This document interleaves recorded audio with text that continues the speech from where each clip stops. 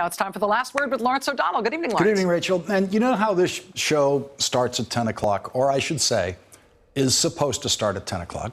And every once in a while, it starts 15 seconds later, 30 seconds later, whatever happens. That's my fault. Sorry. And it's a pretty organized and ritualistic thing. And that's the way it's supposed to work. But we can change that. We can change that on the fly if we have to. And if something happens, and if there was some kind of giant breaking news event, we would deal with that whole concept differently. And the Senate Judiciary Committee can do exactly the same thing. And that is what they did with Anita Hill. When the confirmation hearing was over, Clarence Thomas's hearing was over, and it was reopened because of this dramatic new information. And Orrin Hatch is pretending tonight that there's some kind of schedule, there's some kind of thing that prevents them from reopening any of this on the Senate Judiciary Committee, and that is simply not true. There's no time limit.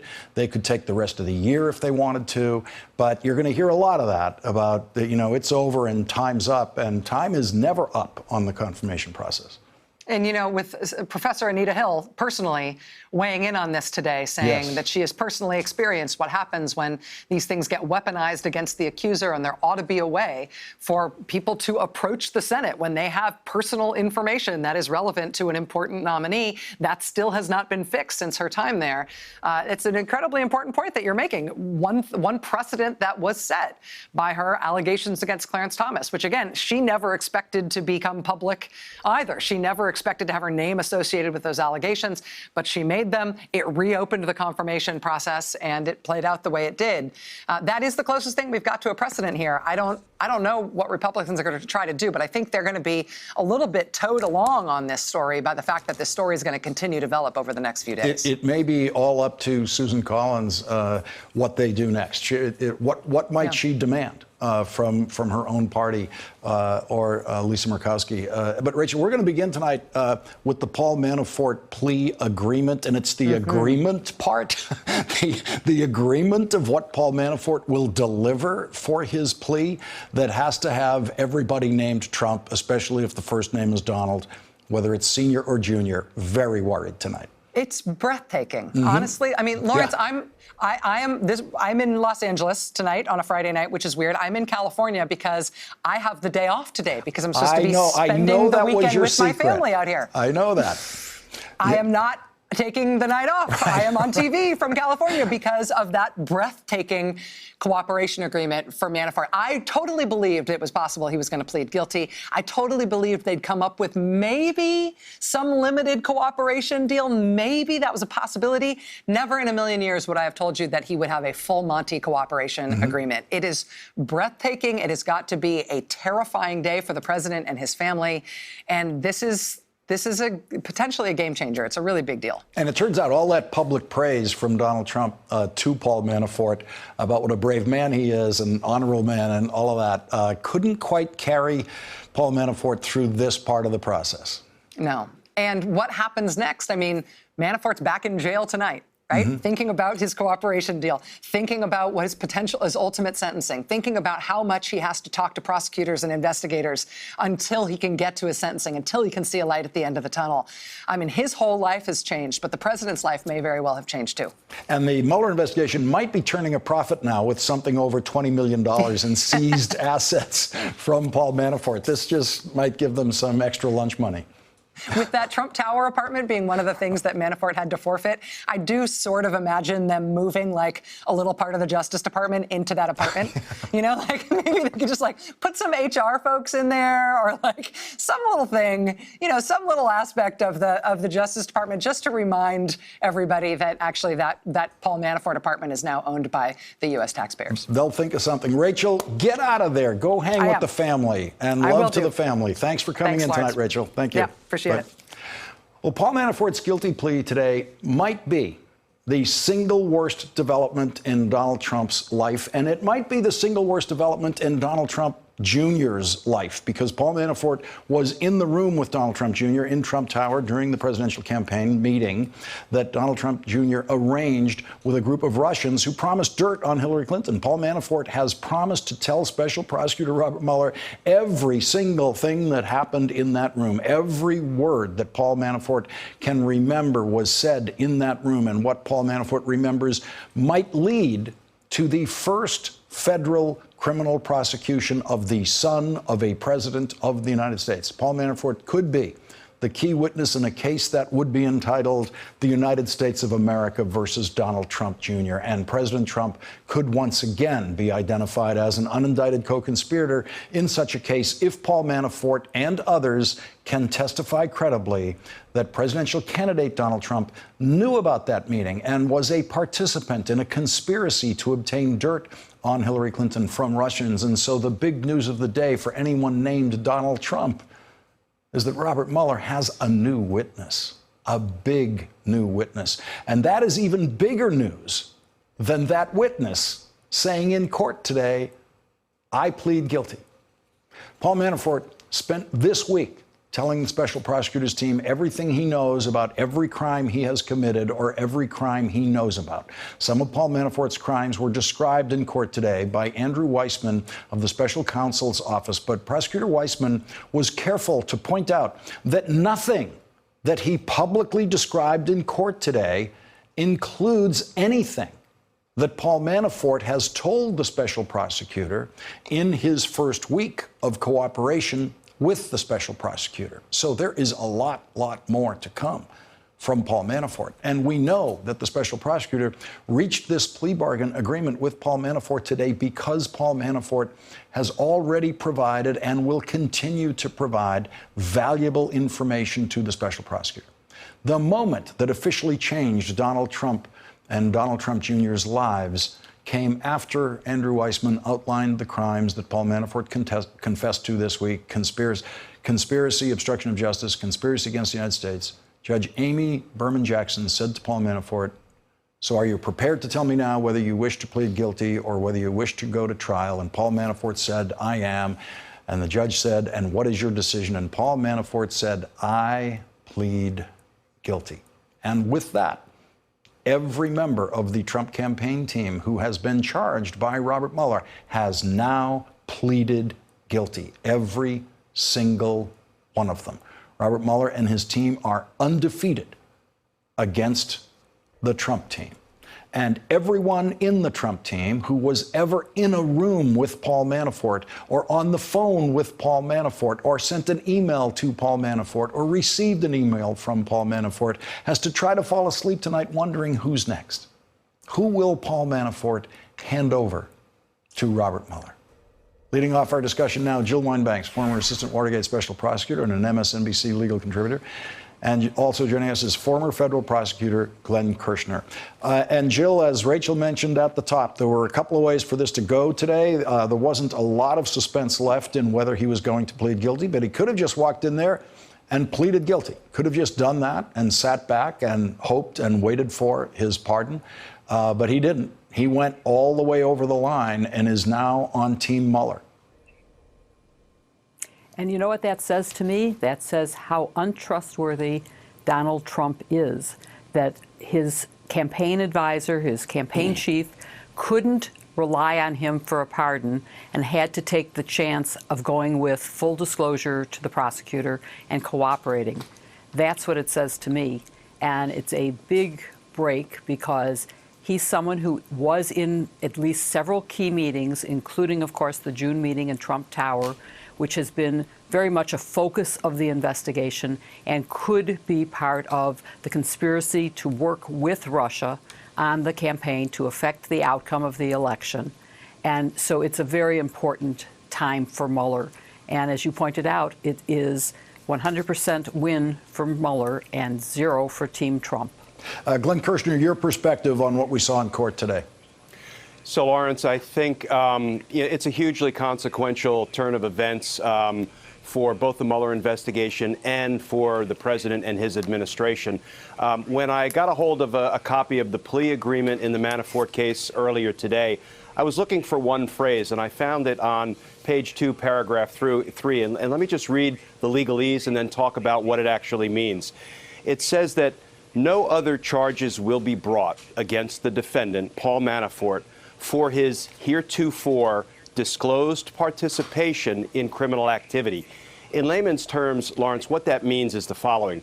When we meet with a defendant who is an aspiring cooperating witness, we interview them over and over and over again, and we frankly try to wring dry every drop of information that the cooperator has about the criminal conduct of others, but equally important, the criminal conduct of Mr. Manafort himself. Because the last thing we want, as I was a career prosecutor, the last thing a prosecutor wants is for there to be any surprises about the crimes a cooperator committed before we make the decision to bring them on board as a cooperating witness.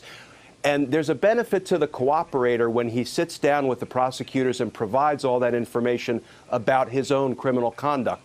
We put a term like this in his plea agreement, and it says, as long as you've told us about other crimes you've committed, you get a pass. You basically get immunity because we rolled it into today's plea agreement.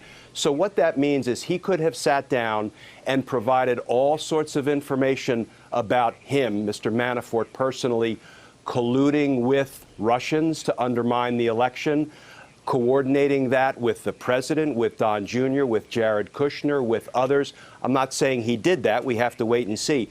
But if he provided that information, that is probably what prompted Robert Mueller, after the many meetings that they had, which we learned about in today's hearing, Robert Mueller to say, you know what, Mr. Manafort, you brought enough value to the process as a cooperator that we are going to give you a plea agreement even after you've been convicted in one of your criminal cases. Lawrence, that leads me to conclude Paul Manafort must have blockbuster information. He's provided it to the special counsel, and now we have to wait for the next very large shoe to drop. Yeah, and Jill, to that point, in general terms, certainly in all of these kinds of agreements that I've ever seen and witnessed in court, the person, the thing of value that they tend to be giving over is someone bigger than themselves. It's someone above them in the chain of command of whatever enterprise they're in. It is of value still to hand over material on people who are kind of below you in that target list by prosecutors. But to Glenn's point, given how good a deal, as you could describe it, how good a deal this is for Paul Manafort at this stage, given how clearly guilty he is, you certainly get the feeling that something large has been handed over to Robert Mueller this week. I think we can assume that that is true, that it would either be Jared Kushner or Donald Trump Jr. or the president himself. There is, of course, I want to caution, there is the possibility that it was just, I'm willing to take responsibility, I'm willing to plead guilty to my own crimes, I don't want to pay for a defense, I don't want to make the government pay for the prosecution, and I'm just giving up, he's forfeiting almost all of his assets, his real estate, his bank accounts. So he may just feel like, well, that's what I'm doing, and there may be nothing more. But given the language that was used in court in terms of the plea agreement itself, I agree with Glenn that it is very likely that he has told them quite a great deal. And Glenn is right. You wouldn't take a plea agreement unless you had had a proffer of all the evidence that the witness has before you would agree to it.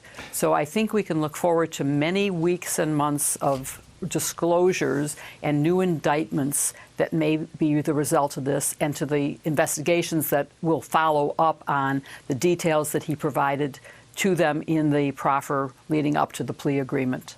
Let's listen to some of the spin that Rudy Giuliani offered on Fox News tonight, and then we will analyze what he had to say after we listen to this. The plea is to crimes that have to do with Manafort's past. No involvement with President Trump, no involvement with the campaign, no involvement with Russia. And by the way, there's also no evidence of obstruction. There have been 4 guilty pleas now, and they're completely irrelevant. Glenn, your reaction to that? You know, Lawrence, I've heard this over and over again from either the president himself or Sarah Huckabee Sanders or Mr. Giuliani. They keep complaining and protesting with each guilty plea that's obtained, with each conviction that's obtained. They complain that that conviction, that guilty plea doesn't prove Russian collusion. And, you know, I can envision the 3 of them sitting in a movie theater, and every time they watch another trailer, a preview of coming attractions, they sit there and they complain that this is not the movie. This is not the movie. We all know this is not the movie. We all know these cases that have been brought thus far by Mr. Mueller are not the Russian collusion cases. But guess what? The movie's coming, and the movie will be when Mr. Mueller makes that decision whether to issue a report that ultimately will be released to Congress about his findings, or drop a great big conspiracy indictment on everybody who may have participated in a conspiracy with Russia to undermine our presidential elections and obstructed by perhaps covering it up. That will be the movie. All of these other things are just the previews of things to come. And let's consider Rudy Giuliani's most insane comment of the night to the Fox News audience. And I don't know how much of this they actually take as real, but Rudy Giuliani says he's hanging his head in shame because the Justice Department has found crimes and decided to prosecute those crimes. Let's listen to this. My head hangs in shame for the department that I gave 16 years of my life to, the Department of Justice, as the 3rd-ranking official in the Department of Justice, when I could proudly say it was a Department of Justice. And the only thing that could be done now is as relentless an investigation of all these people as they did to President Trump. Jill, your reaction to that? My reaction is that we have seen a march to the truth. We have seen cases build upon cases, and each person who has pled guilty has been from the Trump team and has said, I committed crimes. One of them said in court under oath that he committed a crime at the direction of the president himself. You can't get any better than that.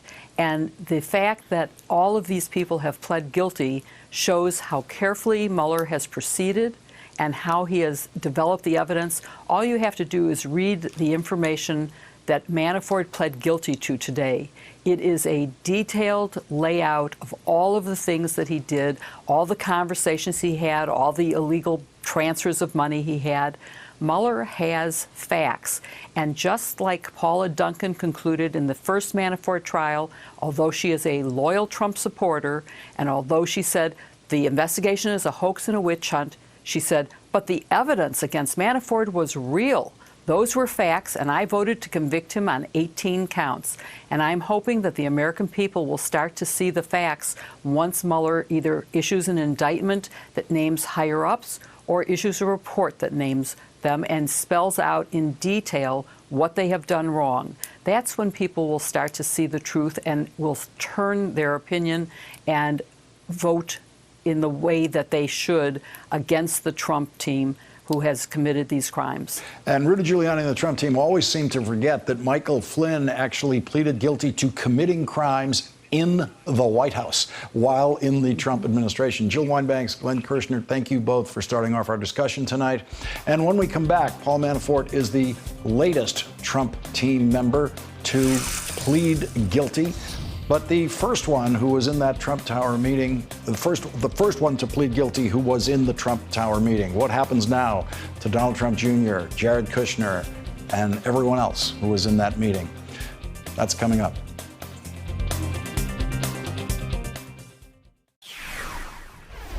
So to be clear, Mr. Trump has no financial relationships with any Russian oligarchs.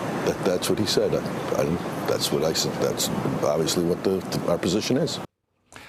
Paul Manafort is now giving a much clearer answer to that question to Special Prosecutor Robert Mueller and his staff. Paul Manafort is the first person who attended the Trump Tower meeting with Russians who has decided to cooperate with the special prosecutor. Joining our discussion now, David Corn, Washington Bureau Chief for Mother Jones, and the co-author of the book Russian Roulette, and an MSNBC contributor, and Craig Unger, journalist and author of the book House of Trump, House of Putin. David Corn, what does this mean to what we're going to be understanding eventually about that Trump Tower meeting? We have someone now from inside the meeting who we also know was taking notes, who's now cooperating with Robert Mueller. Well, there's a difference between what we will understand and what Bob Mueller will understand. Bob Mueller, in theory, will understand everything, what led up to the meeting, what happened in the meeting, and what Paul Manafort knows of any follow-up. Remember, they had this meeting on June 9th, and then about a month or so later, the WikiLeaks, as part of a Russian operation, released the DNC hacked emails, and Manafort went on TV and said the Russians have nothing to do with any of this. This is just all a hoax. He started that line of defense when he had been in a meeting that had been set up because the campaign had been told the Kremlin had a plot, had a scheme to help the Trump campaign. So he'll tell Bob Mueller, supposedly everything he knows on that front. The question is, does that lead to a prosecution or to public information for us to find out at some point in time? Craig Unger, what do you expect the Special Prosecutor's Office to find out as a result of this plea? Well, I think there are a couple of clues in the documents Mueller filed today that if you pull them, the threads start to unravel, and they start to expose Trump's and Manafort's ties to the Russian mafia. And let me just mention a couple of them. One is, if you look at the documents, you see that Manafort laundered money through a company called the Lusical Company. Well, that company was tied to a guy named Ivan Fursan, who is partners with the brains behind the Russian mafia, a man named Simeon Mogilevich. And Mogilevich's operatives have been around Trump for more than 35 years. Trump started laundering money for the Russian mafia through Trump properties as early as 1984. The FBI chased Mogilevich's operatives all over Brooklyn, found out that they actually lived in Trump Tower. And there have been Russian mafia operations based in Trump Tower for many of these years. There's also a guy who's not mentioned by name, but by his position.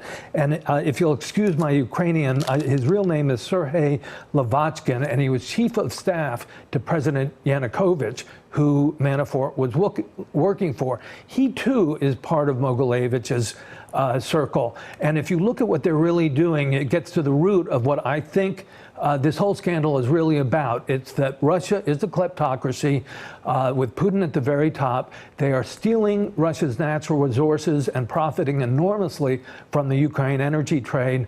And they brought in Manafort to back them up politically in Ukraine, and that's where the money comes from. And David Corn, this kind of Craig's answer to that pretty simple question is really extraordinary, and it shows you the kind of depth that's possible. I mean, that's the tip of the iceberg of what Craig knows. Robert Mueller must be sitting on an even bigger iceberg at this point. Well, I hate the iceberg cliche, but I've used it for the Mueller probe because time and time again, we've learned when he makes public filings that he's looking at things or have discovered things that we didn't even know existed. And to me, a big question here is in this investigation is whether Mueller is digging deep into some of these financial issues. Trump's finances are very opaque, not just about any interactions with Russia, but just in general. Big loans from Deutsche Bank, we don't fully understand the origin or why they exist. And so, that's the type of thing that that Mueller has a team assembled who specialize in white-collar crime, money laundering, they could really dig into, and that Manafort might have some insight into.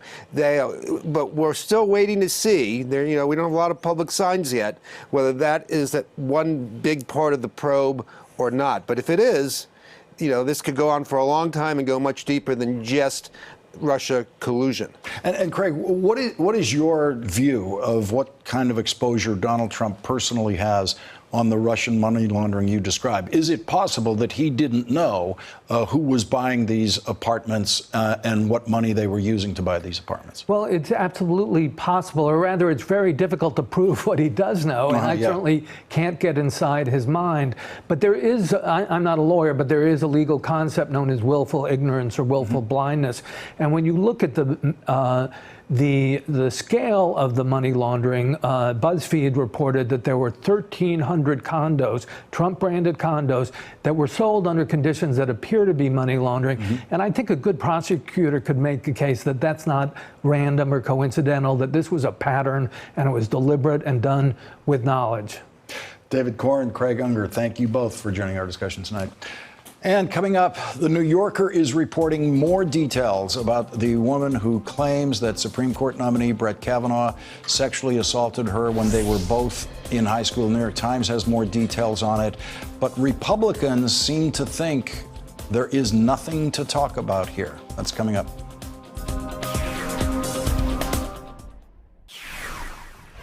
You're confirmed 3 times in a row.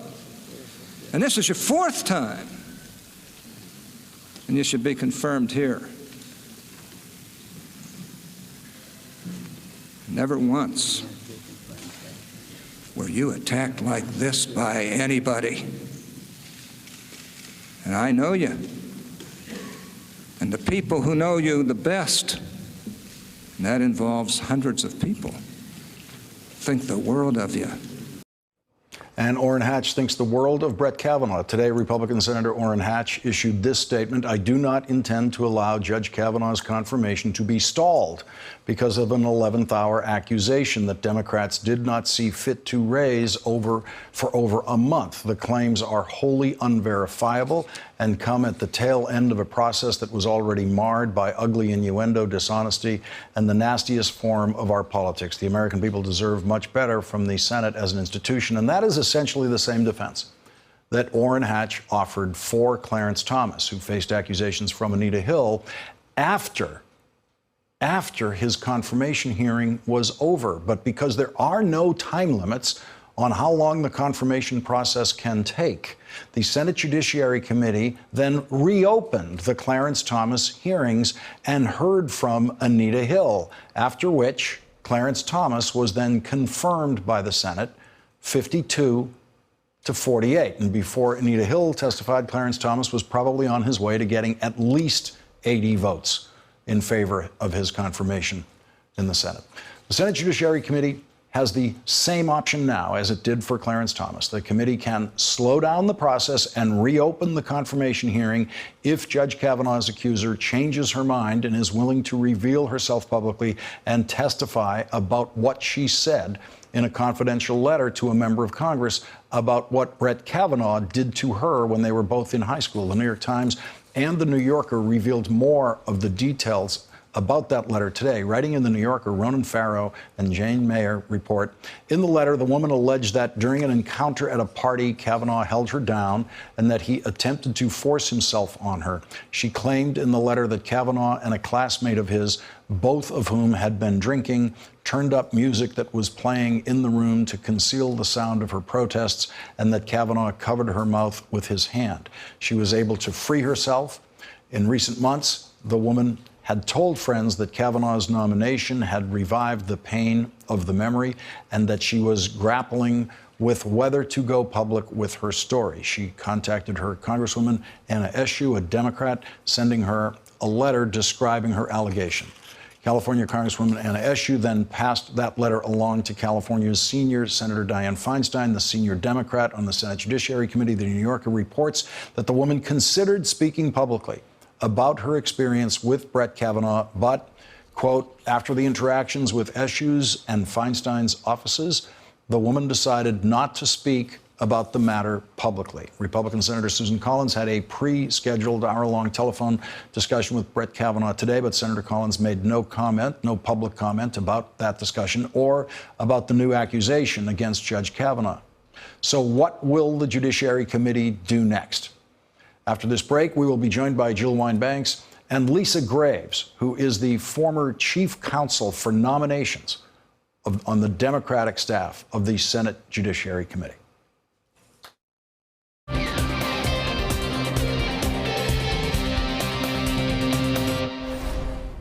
Kavanaugh clamped a hand over her mouth and held her down and attempted to force himself on her. She did escape, but she said in her communications and her letter to these individuals on the Hill that this was a traumatic incident, so much so that she had to seek psychological treatment for it. Joining our discussion now, Lisa Graves, former chief counsel for nominations for the Democratic side of the Senate Judiciary Committee. She was a deputy assistant attorney general in the Department of Justice, and Jill Wine-Banks is back with us. And Lisa, no one knows more about this process than you do. What happens next in the Senate Judiciary Committee? Well, there's nothing stopping Senator Grassley from reopening the hearings, from having additional hearings, or providing more time. As you point out, there's no rule that requires this process to go so fast. And in fact, I know that with all these claims that this is an 11th hour allegation, the fact is that Brett Kavanaugh was nominated only on July 10th. It was less than 60 days before his hearings began, and they've been quite rushed, given the many controversies in his background. And so the Senate could have a closed session with the Senate Judiciary Committee to consider this further. There could be time for this victim to come forward or other victims to come forward. And there should be actually more time for the entire nation to learn more about Brett Kavanaugh. Certainly, we know that numerous documents that the Senate Democrats have requested have not been provided, and the documents thus far show that he's been untruthful, even though he testified under oath about several matters to the Senate over the course of 2004, 2006, and now. And so I think there's more than enough reason to slow down and, in fact, stop this process from moving forward. And Jill, it is so extraordinary. I mean, Lisa points out that you can find things in Brett Kavanaugh's testimony that are simply not true.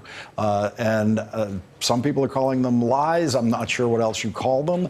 But when you have a nominee whose credibility has already been very successfully challenged as a truth teller in that hearing, and today he issues a statement denying these accusations, he's issuing that statement after a confirmation hearing has significantly weakened his credibility.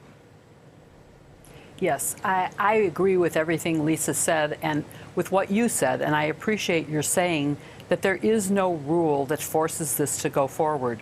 We need to have a full investigation. We need to hold off a vote in the Senate until there is time for a full exploration of this. If he is innocent, we need to see that. If he's guilty, we need to see that.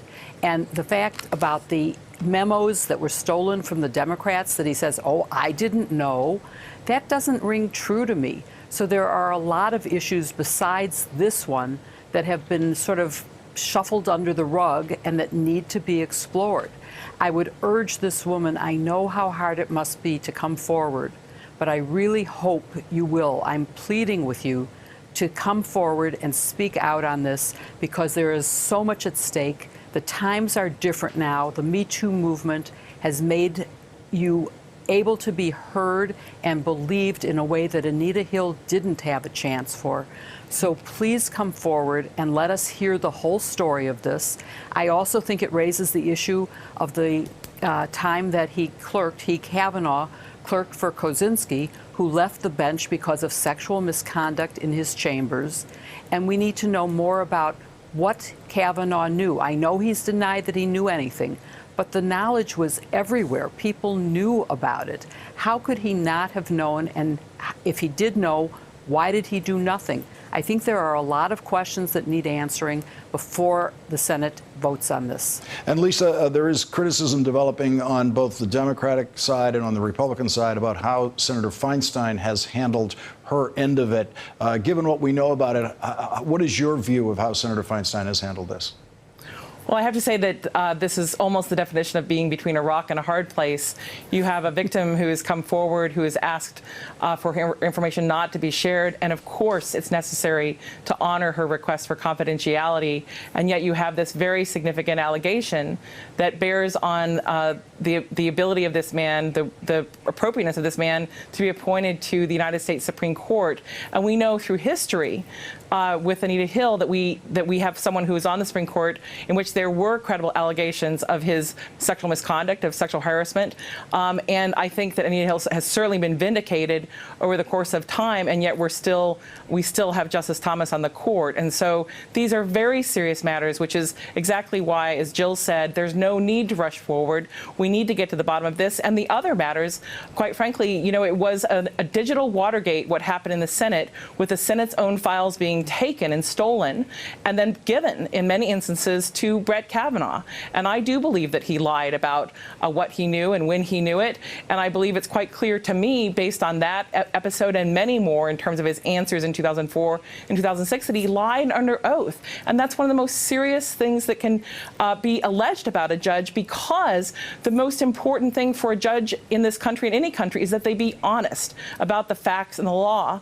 And we have a man here who I think has demonstrated over and over again that he's not honest about the facts and the law. And the fact is that you can't just be someone who can cite cases off the top of your head. That doesn't make you a good judge. What makes you a good judge is that you're fair and you're honest not just about the law, but about the facts. And I don't think Brett Kavanaugh has been honest about the facts. And I think it's important to believe a woman who comes forward under these circumstances, even if her identity is confidential. Lisa, if you still had your old job at the Judiciary Committee, I am sure at some point in the last few weeks it would have fallen to you to have a conversation somehow with this woman. What would you tell her? I would tell her what Jill told her, which is that it's so important to come forward if you can possibly come forward. Certainly she would be attacked. Senator Grassley was also there at the time, and he also attacked Anita Hill, just like Orrin Hatch. But there's so many more women who have come forward, who would stand beside her, who would defend her against the scurrilous attacks of Republicans who've already been lining up with attacks on her. Her character is her own possession, and I know that she would be surrounded by millions of other women who would stand by her. Lisa Graves and Jill Wine-Banks, thank you very much for joining us in this important discussion tonight. I appreciate it. Thank you so much. And when we come back, another bad news week for President Trump, ending as other weeks have with a guilty plea, but this week also ending with a challenge to his Supreme Court nominee, the kind of challenge we have not seen since Clarence Thomas's confirmation.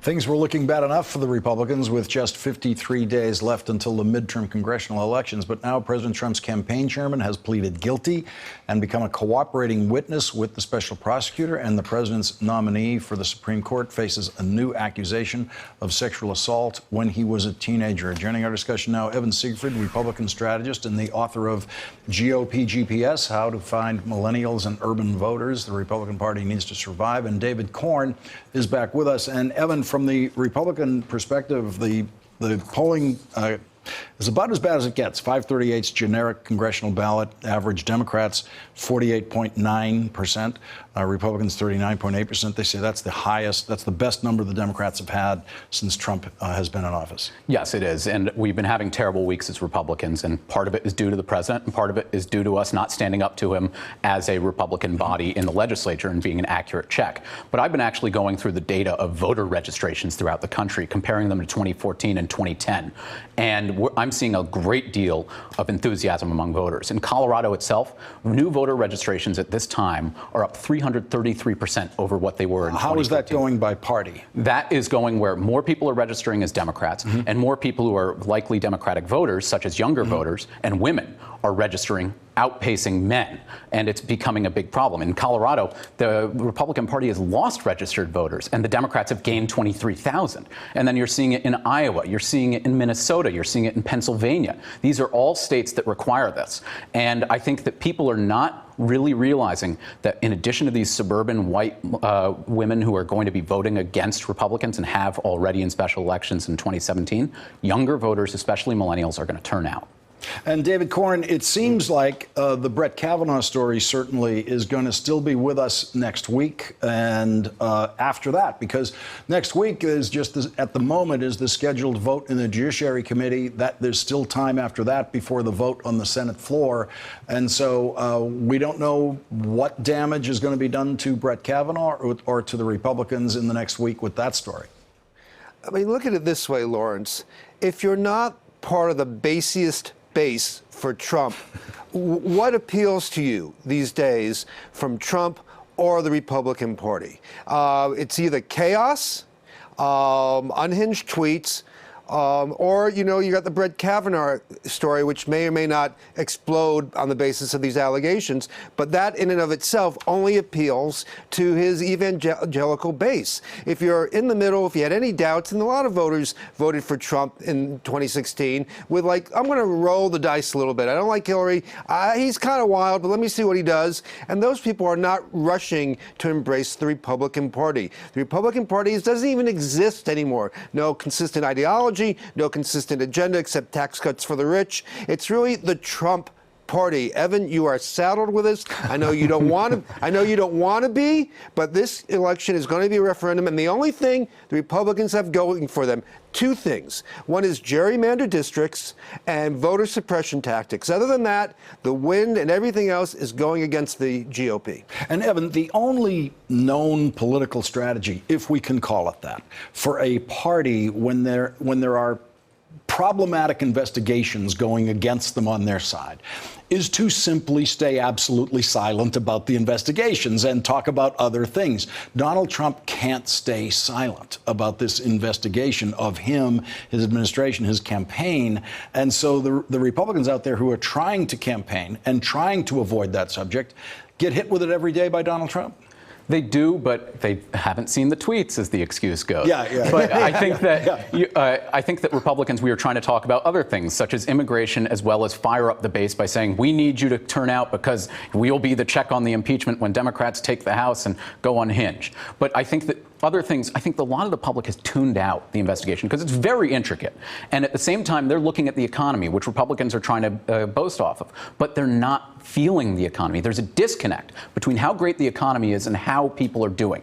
When you ask the question in polling, are you better off than you were a year ago or 2 years ago? Most people say they're either the same or worse off. It's only in the high teens that they say they're better off if they're not a Republican and member of my party's base. But it's also with the tax cuts you're seeing this. We don't really have much to hang our hats on other than Neil Gorsuch. And with the Brett Kavanaugh hearing, I'm not going out all that much and saying that there's credibility to these sexual harassment allegations. I need the woman to come forward. We saw it happen with Roy Moore. We were able to judge his accuser's credibility. And until I hear that, and until I see that Dianne Feinstein unredacts the name and actually shares this with everyone, I'm skeptical, but I want to know more. Well, it isn't up to Senator Feinstein to redact the name. She's under a pledge to the woman to not do that. But David, as Evan points out, I mean, there just isn't a version of anything that's working for the Democrats, including this rushed confirmation process. You mean Republicans? For the Republicans, including this rushed confirmation process for a Supreme Court justice. Now, midterm elections, you know this, Lawrence, are an amalgamation of a series of local elections when often local personalities of the candidates and local issues have a big role to play, you know, a dominant role to play. But they also occur within overarching narratives that either, go with the wind or go against the wind. And right now, the Republicans have no narrative other than what's up with Trump. And that doesn't work for them. Evan Siegfried and David Corn, thank you both for joining us tonight. Tonight's Last Word is next.